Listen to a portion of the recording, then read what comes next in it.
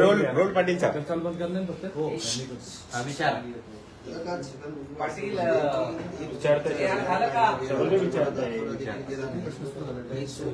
मराठा समाजाचे नेते या महाराष्ट्र आणि मराठा समाज त्यांच्या गावकीला बांधलेला आहे. कोण म्हणलं अरे अरे त्याचं जाऊन देते बाब सगळं ते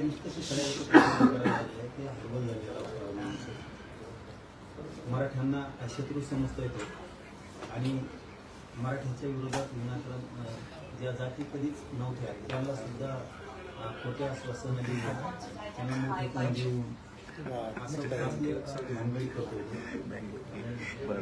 मराठ्यांच्या पोरांचं कसं वाटतं त्याच्यासाठी तो काम करतो. त्याच्यामुळे आता महत्व द्यायचं तुम्ही करायचं मराठ्यांना आणि मराठा समाजाच्या लेकरा बाळांना तो शत्रू समजतोय. त्यामुळं त्याचा विषय पुढे आता आम्ही संपवतो कारण ते लयच हातबल झाले लयच येड त्याला गोळ्यामध्ये येड लागू नये करत तितकं वापरायला झालं एका जी बरं ते असंही म्हणाले की उठले की हॉस्पिटल सुटलं की पुन्हा हॉस्पिटल किडनॅप खराब झाल्या फिरून जे काही बोलायचं ते बोलतात. तू ये माझ्या संग प्यायला तू काही बोलत त्याचं काय ते वय झालं तसं तसं लोक म्हणतात ना उतारत्या वयाला वय झालं का मथर येणे उठत असते तसं ते आता ते मथरड गाव चालवणे झाले ते गेलं कामातून आता ते कसलं स्वप्न बघताय ते लय सरकारला अडचणीत आणणार थोड्या दिवसात बघा तुम्ही प्रचंड अडचणीत आणणार आमचं त्याच्याकडे आता महत्व आम्ही कमी करणार आहे कारण त्यांनी पुन्हा एकदा तेच सांगतोय की त्यांनी मराठ्यांना शत्रू मानले मराठ्यांच्या लेकरांचं वाटोळं कसं होईल हे काम ते करायला आणि छोट्या छोट्या जाती त्या ओबीसीतल्या त्यांना नादी लावतोय तुम्हाला जिल्हा परिषदला उभा करू तुम्हाला पंचायत समितीला मतदान करू तुला आमदार करू कोणाला म्हणतो तुम्हाला चान्स एखादा विधान परिषदेवर देऊ कोणाला मंत्र्याचा देऊ असले खोटे आमिष दाखवून गोर गरीब बारीक बारीक छोट्या छोट्या जाती किंवा मराठ्यांच्या विरोधात घालायला लागल्या म्हणजे मराठ्यांचे आणि छोट्या छोट्या जातीचे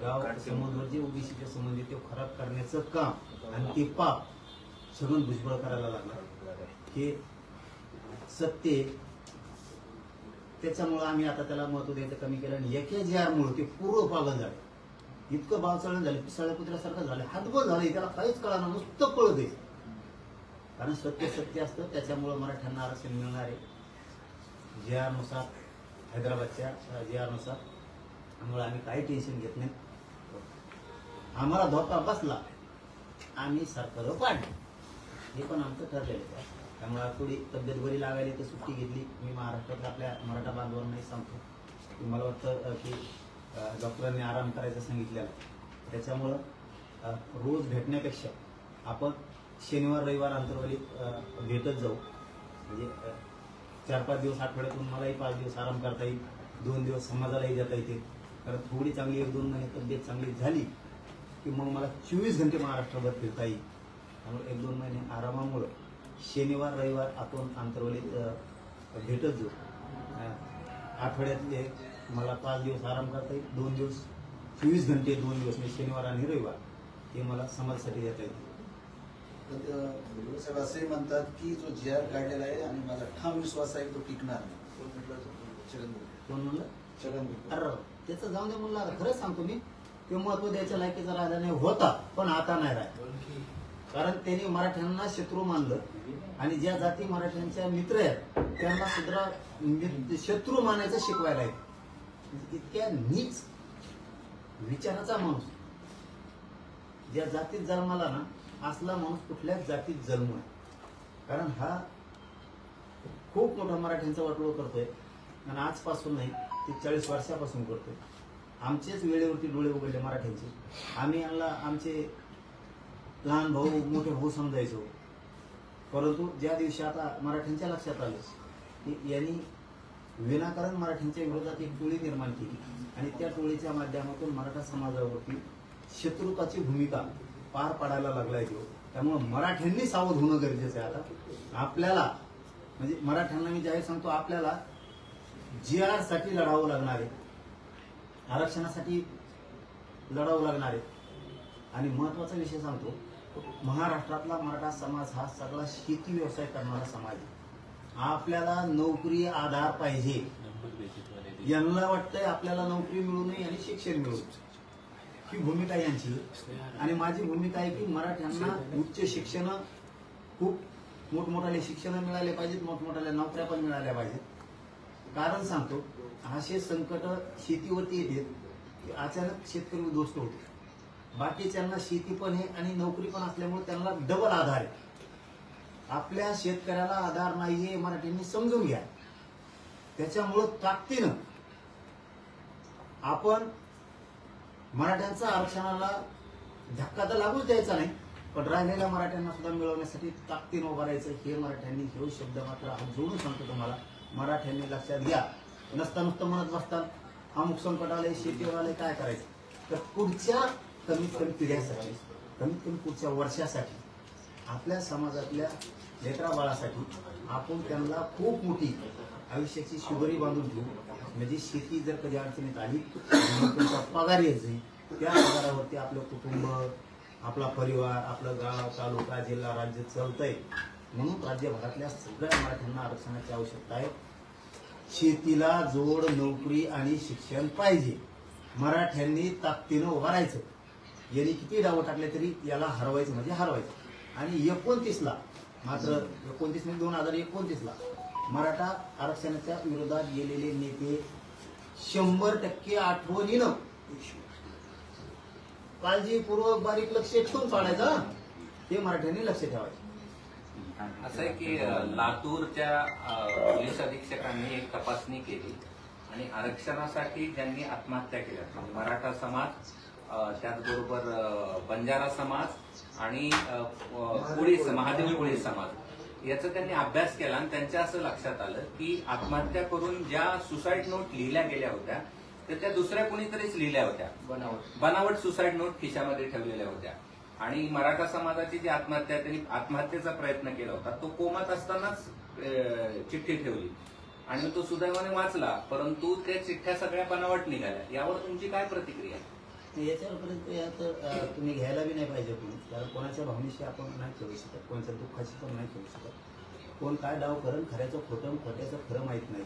त्याच्यावरती मी आत्महत्येवरती नाही बोलत. कारण कोणाचं लेकरू गेलं आणि त्याच्या मृत्यूशी नंतर खेळायचं आणि त्याच्या भावनेशी खेळायचं, हे बघा, ही पण डाव असू शकतो. मी समर्थन करत नाही, स्पष्ट सांगतो. त्याचं उत्तर तुम्हाला मिळालं. परंतु इतक्या खालच्या थराला गेली ते सध्या मराठ्यांचे अधिकारी सस्पेंड करायचे, याला जोडूनच ये. आत्महत्या मुद्दाम असल्या तरी दाखवायच्या खोट्या, इतकं मीच खेळणार. कुणबी प्रमाणपत्र ओरिजिनल असले तरी बी ते खडाखोडच केली म्हणायचं. राजकीय डाव सुद्धा तसेच आहेत यांची. मराठ्यांच्या नेत्याबद्दल हीच भूमिका आहे. फक्त कळू देत नाहीत. अधिकाऱ्यांबद्दल, शिक्षकांबद्दल, मराठ्यांच्या व्यावसायिकांबद्दल, गरीब मराठ्यांबद्दल आता चित्र स्पष्ट आहे ना. हे अधिकाऱ्यांवरती सुद्धा दडपण आणून करून घेतलं जातं. पण याच्यामुळे खरे जे लोक आरक्षणासाठी ज्यांनी सुसाईड केलंय त्यांच्यावर प्रश्नचिन्ह निर्माण होत नाही का? यांच्यावर कारवाई करायला पाहिजे का? हे अशा पद्धतीने चुकीचं करतात. खऱ्या खोटे हे कोण ठरवणार आहे? यांना काय माहित? पोलिसांचा तपास दबाव कुठे असू शकतो अशी आम्हाला शंका. कारण उगं काहीतरी करायचं, एखाद्याच्या लेकराच्या भावनेच काय. तुमच्या घरात लेकरू मेलं, अधिकाऱ्याच्या एखाद्याच्या जे तपास करतो त्याच्या, आणि जर आम्ही म्हणलोच मग नंतर हे असं असं होतं, किती दुःख होईल. लोकांच्या जीवनाशी तरी खेळू नका रे. याला काही ओबीसीचे नेते मुद्दाम करते. सरळ सरळ सांगतो मी तुम्हाला, मराठ्यांना जितकं खाली बघवायला लावता येईल तितका प्रयत्न छगन भुजबळ करतो. मराठ्यांचा जितका अपमान आणि अवमान करता येईल तितका पुरेपूर करायचा प्रयत्न करतो. केवळ मराठा समाजाच्याच आत्महत्यात असं समोर आलं नाही, तर ते कोळी समाजाचा आहे, त्याचबरोबर बंजारा समाजाचा पण आहे. तिन्ही समाजाच्या लोकांनी आरक्षण आणि त्याच मुद्द्यांसाठी आत्महत्या केल्या. आणि त्यामध्येच ज्या सुसाईड नोटच बनावट होत्या, हस्ताक्षर तज्ञांना सांगितलं की यांच्या नाही. मी आत्महत्याबद्दलच बोललो, मी जातीबद्दल बोललोच नाही. आत्महत्याबद्दलच बोललो. बाकीचं फक्त त्याच स्वच्छ आहे असं म्हणणं असतं त्याचं. जे दोघं तिघ असे आहेत त्यांचं म्हणणं असतं फक्त आमचं स्वच्छ आहे. बाकीच्या ज्या 18 पगड जाती आहेत, 200-300 जाती आहेत ओबीसीच्या, त्यांचं सगळं खोटं असतं. फक्त षडयंत्र आणि जाळ कसा पसरायचा, कसा आथरायचा, हे काम तो करतो. खूप वाईट दिवस येणार त्याचा, खूप वाईट, लय वाईट दिवस येणार त्याचा. काल अजित पवारांनी भुजबळांवर नाराजी व्यक्त केली. काही नेत्यांच्या बोलण्यामुळे ही पक्षाची भूमिका आहे असं समजलं जातं. याचा वाईट संदेश जातोय असं अजित पवार म्हणाले. वाईट संदेश गेला, सगळे त्याचेच आहेत. अजित दादाच्या पक्षाचे जास्त नेते मराठ्यांच्या विरोधात काम करतात. आता बघा, सगळे तुम्ही ठेवते बिडात मोर्चा काढी. अजित दादा पुरस्कृतच मोर्चा असणार की पण सगळे त्यांचेच नेते असणार, पदाधिकारी पण त्यांचेच असणार. हे मराठ्यांच्या विरोधात चाललेलं षडयंत्र आहे. अजित दादाचं सुद्धा चाललेलं आहे. फक्त ते अजित दादाला तोंडावर जाऊन गोड बोलतात, टाळी देऊन बोलतात, हातावर हात घालून बोलतात, म्हणून त्यांना वाटतं आपल्या जवळचे. तुम्ही साप पोचलेत हे मात्र ध्यानात ठेवा. एक ना एक दिवस आमच्या शब्दाचं तुम्हाला खरं वाटणं पश्चाताप येईल. तुम्ही साप पोचलेत, हे मराठ्यांचे प्युअर शत्रू आहेत. हे मराठ्यांच्या विरोधात काम करून मराठ्याचं आरक्षण घालवण्यासाठी महापाप करायला लागलेत, महापाप. हे मराठ्यांनी पण आपण समजून घ्या. गरिबांनी आपल्याला, आपण जे आर घेतलाय, पण त्या जे आरच्या पाठीशी मराठ्यांना ताकदीनं उभारावं लागेल. नसता आपण 2-3 वर्ष लढल्याला काही उपयोग नाही. आपल्याला आता जे आर काढलाय ना, हे म्हणते ते रद्द करा, हे रद्द करायसाठी मोर्चे काढायचे. आपल्याला सुद्धा ताकद दाखवावं लागणार आहे मराठ्यांना. कारण आपला जे आर आपण चटण्या भाकरी करून खूप कष्ट करून मिळवला 2 वर्ष. नसता आपल्याला लढायला काय अर्थ नाही. अंतिम लढा जी म्हणतात, अंतिम लढाई जी म्हणतात, अंतिम टोक जे म्हणतात ना, ते ही आपल्याला जी आर साठी ते म्हणतात रद्द करा, आणि तो रद्द करायचा नाही, करू द्यायचा नाही, म्हणून मराठ्यांना ताकदीनं उभं राहावं लागणार. अजित पवारांचं वाक्य असं आहे, काही नेते विशिष्ट जातीवर टोकाची भूमिका घेतात.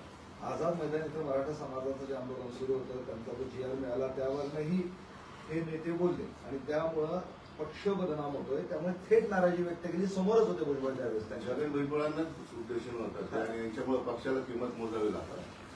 मी तेच सांगितलं आत्ता बी, परवा सुद्धा तुमच्याच माध्यमातून मी अजितदादाला तेच सांगितलं होतं की शिंदे साहेब, अजितदादा तुम्ही सावध व्हा. तुम्हाला एक ना एक दिवस काय असतं. आता एक गोष्ट खरी सांगतो, श्रीमंत लोकांपर्यंत किंवा मोठ्या नेत्यांपर्यंत गोर गरिबांचं म्हणणं जात नाही. ज्या काळात एखादा नेता एखाद्या खोलीत बोलत असतो, त्यावेळेस तिथे एखाद्या वेळेस सामान्य कार्यकर्ता असतो किंवा झाडून लुटून घेणारा किंवा चहा पाणी देणारा असतो. त्या ठिकाणी श्रीमंत किंवा उच्च नेता कुणीही वरिष्ठ तिथं नसतो. ज्यावेळेस खोलीत चर्चा असते त्यावेळेस मग असले गरीब माणसं कधी शिंदे साहेबांपर्यंत, अजितदादापर्यंत, फडणवीस साहेबांसमोर किंवा मोठ्या पवार साहेबांपर्यंत किंवा उद्धव ठाकरे साहेबांपर्यंत कधीच पोहोचत नसते. त्यांनी एखादी जर गोष्ट ऐकली असली तर सांगण्यासाठी. हे गरीबाचे लोक ऐकणारे सारखे आमच्या सारख्यापर्यंत आलेले असतात आणि तुम्हाला हे माहीत झालेलं नसतं. तसं यांनी खूप मोठं षडयंत्र रचलेलं आहे. पक्षही बदनाम करायचा, अजितदादालाही कार्यक्रम दाखवायचा, त्याच्याजवळच राहायचं, संपला तर पाहिजे. कारण छगन भुजबळचं काही कारण नाही मराठ्याच्या आरक्षणाला विरोध करायचं, काहीच कारण नाही त्याचं. कारण आमचं हक्काचं आरक्षण आहे, आमच्या नोंदी ते आम्ही मिळवतोय, त्याला तो विरोध करतोय. मग अजितदादाचा पक्ष बदनाम होणार. बरं, आणखी पर्यायची टोळी पण आहे, ते पण अजितदादाचीच आहेत. ही एकूण भूमिका जर बघितली ना बोलणाऱ्यांची, तर याच्यात जवळपास अजितदादाचीच जास्त आहेत. मग याचा अर्थ काय होतो की तुम्ही ठरवून षडयंत्र रचलंय, मराठ्यांना आरक्षण मिळवून द्यायचं आणि अजित पवार बी संपवायचा. एक दिवस यांना खरं वाटणार आहे. त्याला आज आमचा नाविलाज आहे. आम्ही लढायला खंबीर आहेत आणि आम्ही, तुम्ही किती काय, तुम्ही आता 90 काय आणि 100 काय आणि 110 जण काही एक आहे, तुमची मोर्शीची सगळ्याची, तुम्ही किती एक या. कारण मराठ्यांचं वाटोळ करायचं, मराठ्यांना दुश्मन समजायचं, ही शत्रुत्व मराठ्यांना समजायची, ही भूमिका छगन भुजबळची चांगली नाही. आणि बारीक बारीक जातीच्या नेत्याला सांगतो तुम्ही उभा राहा, तुमचे एका होतरी योग येतील तर मला तो दुरण टेका त्यांचं कुठं टिकी तू हे नादी लावी निवडणुकीच्या काळात. मराठ्यांपासून गोर गरीब ओबीसीने लांब जाऊ नका आणि मराठ्यांनी सुद्धा गोर गरीब ओबीसी पासून लांब जाऊ नका. आपल्याला एकमेकाला गाव लेवलवर, तालुका जिल्हा लेवलवर खूप गरज लागते. त्याचं ऐकून मराठ्यांच्या विरोधात जाऊ नका, ही ओबीसींना विनंती आहे. कारण आम्ही सुद्धा विरोधात गेल्याच्या नंतर आमच्या लेकराला झाल्याच्या नंतर विरोधात जाणाऱ्याला ध्यानात ठेवणार आहे. हे षडयंत्र अजित पवारांनी रचलं आहे की ते स्वतः षडयंत्राचे बळी ठरत आहे? नाही नाही, गोड बोलून त्याला ही म्हणतात आमच्या खेड्यात नको जाऊ द्या. हो, पण ते आता कसं असतं अजित पवार बळी ठरत आहे की काय की षडयंत्रच नसतं असं काय नक्की काय? गोड बोलून आहे का तुम्ही आमच्या खेड्यात नाही म्हणत जाऊ द्या आता थोडं, हा. पण ते अजितदादाच्या दादाला ऐकण्यात गोड बोलून दादाचं गेम झालं. अजितदादाच्या ऐकण्यात बाहेर चालले सगळे आता हे नेते हा नेत्याला ऐकत नाही अजितदादाला छगन भुजबळ. ऐकायला काय झालं? ऐकायला झालं काय? तशी त्यांनी जर भूमिका घेतली, तुझ्या जातीला आणि तुला आरक्षण मिळालं ते आम्हीच दिलं, हे जर ठासून म्हणले, दोन्ही पवार बंधू नसते चुलते कुटुंब, जाहीर जर म्हणले आम्हीच दिलं, मराठ्याला आरक्षण द्यायचं हक्काचं त्यांचा कसा विरोध करतो रे? गप बसल. तुम्हाला आम्ही दिलं, आम्ही त्यावेळेस म्हणलो का आम्ही देणारे मराठी आहेत, ओबीसीला देत नाहीत आम्ही आरक्षण? त्यावेळेस आम्ही म्हणलो का? नाही म्हणलो. कारण आम्ही मराठ्याचे असून आम्ही जातीवाद नाही केला, तुमच्या लेकराला आरक्षण दिलं.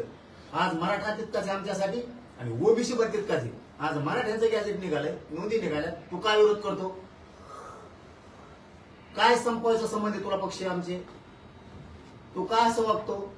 ओबीसी आमच्यासाठी जेवढाच आहे तेवढाच आमच्यासाठी मराठ्यांचे लेकरं सुद्धा आहे. तुम्हाला देताना आम्ही मराठी असून आम्ही तुम्हाला दिलं आणि मराठ्यांनी विरोध पण नाही केला. तेचे पान आणि उपकार असे फेडतो का? का म्हणायला हरकत यांना? का तुझ्यामुळे आम्हाला बदनाम करतो, पक्ष बदनाम करतो, मराठीची जात सुद्धा बदनाम करतो? हे 3 प्रश्न विचारायला काय हरकत आहे दोन्ही पवार साहेबाला? तुमच्या तर नोंदी नसून आम्ही तुम्हाला आरक्षण दिलं आणि मराठ्याच्या नोंदी आहेत, गॅजेट आहेत, ते नियमानुसार आम्ही आरक्षण देतो, तरी काय विरोध करता रे तुम्ही? का म्हणत नाही ते? हे मोकळं सोडते म्हणून मग मराठी यांच्यापासून तुटायला लागली. आणि यांनी ना गोड बोलून हसून खेळून अजितदादाचा गेम करायचा चालू आहे. त्याच्यामुळं सगळ्याच पक्षातल्या मराठ्यांनी, सगळ्याच पक्षातल्या मराठ्याच्या नेत्यांनी खरंच सावध होऊन आता आरक्षणासाठी एकतर्फी एका बाजूने उभा राहण्याची वेळ आहे. पण दोन्ही पवारांची गोष्टी झाली का? ओबीसी जवळ पाहिजे, मराठा कुठला नाही पाहिजे, याच्यात ठाम भूमिका घेता येईल दोन्ही पवारांना. दोन्ही पवारांना जर ओबीसी पाहिजेत, मराठा पाहिजेत तर असू द्या ना. तुमची जर गोची होती तुम्हाला असं वाटतंय ना, तुम्ही प्रखर बोला ना. अरे बाबा मराठ्याचं खरं आरक्षण आहे, आम्हाला द्यावं लागेल, काहीच बोलता येणार नाही कोणाला, आणि खरंच आम्ही घेणारच आहे. असल्या छगन भुजबळ सारखे 56 होती बघ जिरी तो का नाही यायची, हे मला गिअर मध्ये घ्यायला बघत येत. हे आले बाबा मला गिअर मध्ये घ्यायचं बघतो, भले ओबीसीची जोडी तुला मोठी मोठी आहे, इकडून इकडून इकडून इकडून इकडून अशी टपुरे डोक्याचे काही काही खाली या म्हणजे खाली म्हणजे असं काय बारीक असे भले कसले कोण दिसते, हेंद्रीन मेंद्रीन उकडून घेऊन आणले तो गस पाणी डोकड्यावर दिसते. डोकडा बघितला तुम्ही? डोकडा नाही बघितला, दाखवतो माझ्या डोकड्यासारखे दिसते. काय म्हण धामाचे गोळा केले. अरे त्याचे दुष्परिणाम छगन भुजबळ तुला कळतात का? ज्या जातीचा नेता तुझ्या दिसायला लागला ना, त्या जातीवरती गाव लेवलचे लोक नाराज व्हायला लागले तुझ्यामुळं. बेअक्कासारखं कशाला वागतोय ह्या वयात? तुझ्यामुळं खूप वाईट परिस्थिती या महाराष्ट्रात बोलायला लागली. तू बारीक बारीक जातींचे बिचारे त्यांचे काम करणारे सामाजिक आणि राजकीय लोक बैठकीला जमा करतो, ते चेहरे महाराष्ट्रात समाजाला दिसते. त्यांना उद्या किती अडचण येतात शिक्षणात, रोज शेतीच्या कामात, नोकरीत, राजकारणात, समाजकारणात. त्या छोट्या छोट्या जातीचे नेते जर तू असं दिसले ना, मराठ्याचे पोरं त्यांना मानते, तर तुझ्यामुळं मानायचं बंद झालं, ते निवडून येणार नाही तर पडतील तुझ्यामुळं. छोट्या छोट्या जातीचे जे ओबीसीचे लोक घेतो ना तू नेते, त्यांना मराठ्यांचे पोरं सुद्धा मानतात आणि निवडून पण देतात. उद्या तुझ्यामुळे ते पडतील. इतका नाश करायला लागला ओबीसी. उमेदवारांना पाळा म्हटले त्याच्यावर छगन भुजबळ असं म्हणाले की आम्हाला सुद्धा पक्ष बाजूला ठेवून एकीने लढावे लागेल. आम्ही आतापर्यंत कधीही बोललो नाही, पक्षाच्या सीमा ओलांडल्या नाही. अशा रीतीने कोणी बोलत असेल तर सर्व नेत्यांना आदेश द्यावा लागतात. तू आधी द्याल कोणी? तू का कलेक्टर हे का काय हे का? तू 3दा जेलात जाऊन आला. तू लय वळवळ करायला. तू तो आदेश द्यायला, पोहणे द्यायला, आणि मराठ्यांना नाही द्यायचं, मराठी देते ना आता मराठ्यांच्याही नेत्याला सांगतो, आबाकडे तुम्ही कोणत्या पक्षात असता की आम्हाला तर 7.5 आहेच तसे तुम्हाला सुद्धा एक दिवस. त्याच्यामुळे तुम्हाला ना आतून सगळ्या पक्षातल्या मराठ्यांना हे जे लय वट वट वट वट करतात का, यांचा तुम्हाला बुडबुडा फोडावा लागला. सगळ्या मराठ्यांच्या नेत्यांनी नाही कळून देता कोणत्या पक्षात राहा, बडबड करणारा हे छगन भुजबळचा बुडबुडा आणि त्याच्या संघ असणारी की बडबड मात्र वळवळीची बंद करायला लागणार आहे तुम्हाला. आम्ही तर करणारच नाही, माहीत मतदार ठोकायला. तुम्ही जरा आतून सुरू करा. यांचा चापा आहे लय गचपाने यांच्या मागे विधान, तुम्ही बी यांचा चापा आणि हळू सुटून लावून देत जा यांच्या मागे. पर्यायच नाही, यांसारखंच वागावं लागून फक्त हे कळून द्या नाही का. आता ओबीसीचे नेते काही हाताखाली धरले तरी मराठ्याच्या अधिकाऱ्याला, शिक्षकाला, डॉक्टरांना, व्यावसायिकांना त्रास देणं सुरू आहे. चूक नसली तरी सस्पेंड करते, काही नसलं तरी मुद्दाम टार्गेट केले मराठ्याचे अधिकारी. तिथं लक्ष ठेवा, तुमच्या संघ राहते गेम करते तिकडे मराठ्याच्या लोकांना. थोडं भानावर आहे, जात टिकले तर तुम्ही टिकणार नाहीत बरं का मराठ्याचे नेते सुद्धा. म्हणून मराठ्याच्या नेत्याने सुद्धा यांचं शिका आता. हे जर म्हणले आम्हाला सुद्धा आता पाडावे लागणार आहे, त्या टायमाला म्हणणारा ना राजकारणातून कायम संपलं पाहिजे. झिरो करायचं शिका आता याला. 2029 ला बरेच झिरो करायचे. आणि मराठ्यांच्या नेत्याला सांगतो आता वेळ, तुम्ही सुद्धा एकजूट दाखवा. आपल्या गरीबाच्या लेकराला शेतीबरोबर नोकरी आणि शिक्षण मिळणार आहे. शेतीत उत्पन्न होत नसल्यामुळं फीस भरायला अडचण येते, शिक्षण न झाल्यामुळं मग नोकरी लागत नाही. त्यामुळं आरक्षण खूप गरजेचं आहे. लोकांनी शेती इतकीच ताकद आणि किंमत आरक्षणाला सुद्धा द्या. आरक्षण हा साधा सुद्धा हलका विषय समजू नका. प्रत्येकानं जसं शेतीत आता संकट आलं तरी शेतात जातो आपण, तिथलं घाण काढतो, तिथलं गाचपान काढतो, आपण उपटून काढतो, सगळं गवत काढतो, पुन्हा मशागत करायला लागलो, पुन्हा आपण नवीन दुसरी पेरणी करायसाठी तयारीला लागलो. तसं आरक्षणाला सुद्धा लक्षात ठेवा. तितकीच शेती इतकीच किंमत आरक्षणाला सुद्धा वारंवार लढून आपल्या लेकराच्या हातात शेती बरोबर नोकरी देणं गरजेचं आहे. म्हणजे शेतीवर संकट आलं तर पगारातून आपले कुटुंब, समाज वाचन. म्हणून आरक्षण विषय सोपा समजू नका. एखाद्या शेतकऱ्याला संकट आलं म्हणजे तेच रडत बसू नका. इकडे दुसरी गोष्ट मिळवायचं बघा, म्हणजे शेतीला आधार होईल. नोकरी व्यवसाय मिळवायचा बघा, मग आधार होईल. तसं आरक्षण ते जाऊ देत नाही. किती ताकदीला लढत म्हणजे याचा अर्थ आरक्षणात लई ताकद आहे. तसं आपण सुद्धा आपला JR ला धक्का बी लागला नाही पाहिजे. म्हणून आपण एवढी ताकद दाखवायची की शेती बरोबर आरक्षण आणि नोकरी गरजेची. ही मराठ्यांनी कायम बुद्धीत ठेवा. आणि नेत्यांनी सुद्धा आता मराठ्यांना आरक्षण मिळण्यासाठी मराठ्याच्या बाजूला ताकदीने उभा राहा. कारण ओबीसीचे नेते सुद्धा उभा राहायला लागले. तू उभा राहतो म्हणून म्हणायचं. जर एखादा ओबीसीचा नेता म्हणला त्या पक्षाचा मराठ्याचा नेता काय गेला तर त्या मराठ्याच्या नेत्याने डायरेक्ट उत्तर द्यायचं, तू जाऊ नको, आम्ही जात नाही. तू जातो मग आम्हाला काय हरकत आहे जायला, तू पण सत्य दे, विरोधी पक्ष दे, जरी जातो. म्हणून मराठ्यांनी थोडं समाजाच्या बाजूने उभा राहा. मराठ्यांचं आरक्षण जाऊ देऊ नका. ते वडेट्टीवार म्हणाले आमच्याबद्दल, तो बोल्या आहे जशी बुद्धी तसे दिसते. काय बोल्या आहे जशी बुद्धी तसं दिसते. बोलल्या बोल्या बोल्या बोलल्या बोलणार. हा म्हणजे पुजारी होता का बोलाय देवीचा, म्हणून त्याला माहिती आहे असले काही ते गेलं कामातून गेलं. कसं दिसतंय तुम्हाला ते सध्या? काळ पळणं गुळगुळीत दिसत होता वाट्या. कसा दिसतो आता? गुळगुळीत दिसतो का? नुसत्या चटणीच्या काचा पुशी कामच झाले, हातबल झाले, ती सगळ्या कुत्र्यावरून झाले, पागल झाले. त्यांना पैसे सुचना. ते मला येडं म्हणत होते ना, त्यांना असं झालं, त्यांनाच येड लागायची वेळ आली. त्यामुळं आमच्या काय पोरांचं माणसाचं म्हणणं आलं, थोडं सोडून द्या आता म्हणे. त्यांना लय भाव देऊ नका, ते प्रसिद्धी यासाठी करायला लागलेत. आणि त्यांसाठी स्पर्धा लागली नेतेगिरीची. नेता कोण, काँग्रेस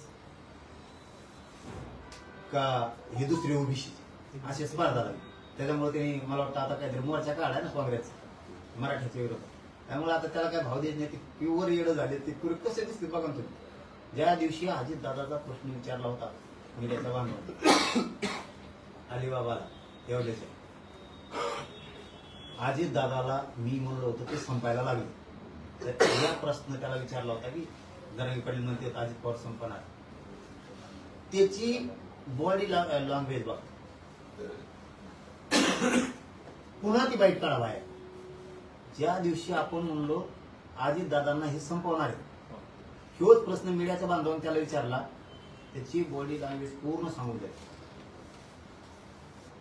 त्याला कोण संपी, दात काढलेली ती, त्याला कोण संपी, ते संपत नसते.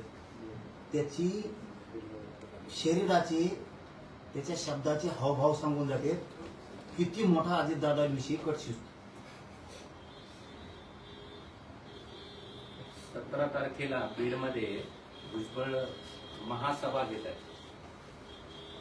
दुसरं काय काम, जातीवाद करीन, पुन्हा दंगल घडून आणीन, पहिल्यासारखंच करीन. दंगल करणारे त्यांचे जणू चर्चा आहे बीडमध्ये आता. आणि ते बांगर पण बोलले की परळीच्या टोळीनंच घरं जाळले होते सगळ्यांची मराठ्यावर यायसाठी. याचं हॉटेल येईनच पेटून दिलं, पुन्हा तेच घडून आणि बीडमध्ये. आणि तो आधी तिकडे जावा लागला तुला, तिकडून इकडे येतो. इकडं काय बीडमध्ये सगळ्याच तुमचं हे सगळं घडून आणताना बीडची टोळी, त्या परळीची टोळी, ते पुरा बीड जिल्ह्याचा नाश करते. आणि त्यांचं एक उच्च नेतृत्व होतं मोठं, त्यांच्या सुद्धा विचाराची पुरं हरकत घेतल्यासारखं वागायला लागले ते. हे देवारा करणार बीडचा. आणि काय होणार नाही म्हणा, छगन भुजबळ तू किती लढ, 100-150ची टोळी केली माझ्या विरोधात, तू किती झुंज, तुला काही यश येऊ देत नाही गाडी. तू मरूच तर म्हणला पाहिजे औरंगजेबनी, इथंच मेलो बाबा पण नाही जिंकलो. संताजी धनाजी नंतर मग सगळ्याचा खपा खप दांडक्यान रेटायला लागली. इथंच मेलं, इथंच गेलं. त्याचं स्वप्न पुरं झालं नाही. तो तसं तो स्वप्न काय मी पुरं होऊ देत नाही गाडी. आली बाबा तू किती झुंज, 200 कर, 300 कर, 500 कर, तू किती लोकांची टीम कर, तुला काय मी येऊन देत. ताण आमच्या जर JRला धोका बसला मग मला मराठी सरकारला सांगतात कचका काय. तुम्ही बी एवढं सोपं समजू नका. सरकारने जर JRला धक्का बी बसला आणि प्रमाणपत्र वाटायचे जर तुम्ही सुरू नाही केले तर तुम्हाला बी कचका कळत मराठी काय असते. त्याच्या दबाव येतील तुम्ही आम्हाला JR नुसार प्रमाणपत्र देणार का. आम्ही माझ्या बघायचं वर बघणार आहे, मग तुम्हाला दाखवतो आम्ही काय कसा खेळ असतो आणि किती पांगत तुम्हालाही कळत. आणि एक किती येऊ देऊ की किती टोळी येऊ देतो. तुम्ही भुजबळांचा उल्लेख औरंगजेबासारखा केला, त्या औरंगजेबासारखं औरंगजेबासारखा नाही म्हणलं बाबा. हो मायला तुम्ही देता तिसरा पुंगणी औरंगजेब आलता, त्याचं स्वप्न होतं ना मी हे जिंकीन ते जिंकीन हे करीन, इथंच लिहिलं, जिंकता नाही आलं. तसं तू इथं टंगडा फडव यंगराटा मग थोडं झालं तरी तुला कसं घेण्याने आहे ना. सगळ्या ओबीसीच्या जातीचा मराठ्याचा पाचक्या केला ना हेंगाड्या तो काय कसलं जमलं नाही. याला काही कसं डोकं नाही का काही नाही, एवढं दिसतंय. याच्यावरती त्या ठाकरे साहेबांनी ते काढायला पाहिजे. ते काय म्हणून तिथे वाकडं तिकडं हा धोरणात दिसन गडी. पण भुजबळांमुळे अडचणी आल्या की एकंदरीत तुमच्या सगळ्या मनात वाटतं की भुजबळांमुळे अडचणी येतात लय मोठ्या. परत त्याने एक नवीन डाव टाकला गोरगरीब ओबीसीला. मी सांगितलं तुम्हाला मगात बाईट मध्ये, पुन्हा तेच सांगतो. छोट्या जाती आहेत ना त्यांचा सामाजिक राजकीय काम करणाऱ्या बिचाऱ्याला ते फोन करून बोलून घेतात. आणि ते बोलून घेतल्यामुळे असा घोळ व्हायला लागला ते व्यासपीठावर दिसायला लागले त्याच्यासमोर. मग मराठ्यांनाच वाटतंय माहिती इथं आपल्या गावातला आहे, ह्यो आपल्या तालुक्यातला आहे, आपण त्याला मानित होतो. मग ह्या जातीचं शिवण्याचा छगन भुजबळ सगळं मराठ्यांना आरक्षण मिळू नये म्हणून विरोध करायला कसं काय आला. म्हणजे त्याच्यामुळे इतके लॉस व्हायला लागलेत ना आता मायक्रो ओबीसीचे छोटे छोटे जातीचे की प्रचंड. आणि ते फक्त आशा दाखवते सगळेच कसं काय निवडून आणि तो निवडून आणायची आशा दाखवतो, पदाची आशा दाखवतो. सगळे लोक कसं काय भेटतील असले डाव करतो. पण याच्या पाठीमागून एक मोठा लॉस व्हायला लागला ओबीसीचा. छोट्या छोट्या जातीचे लोक, छोट्या छोट्या जातीचे सामाजिक राजकीय काम करणारे जे नेते आहेत ना त्यांना सोबत घेऊन बसायचं. त्यांच्याही ध्यानात नाही आलं की छगन भुजबळ त्याच्या स्वार्थासाठी घेऊन बसतो आपल्याला. पण आपलं राजकीय करिअर खराब व्हायला लागलं, इथं आपले संबंध गाव लेवलवर खराब व्हायला लागले मराठा संघ. हे सुद्धा छोट्या छोट्या जातीच्या ओबीसीच्या सामाजिक राजकीय काम करणाऱ्या ओबीसीच्या नेते बांधवांनी सुद्धा समजून घ्या. तुमचा ते वापर करतोय. आमचं आरक्षण हक्काचं आम्ही ते घेणार आहेत. आम्हाला विरोध करू नका. त्याला आम्ही यश येऊ देणार नाही.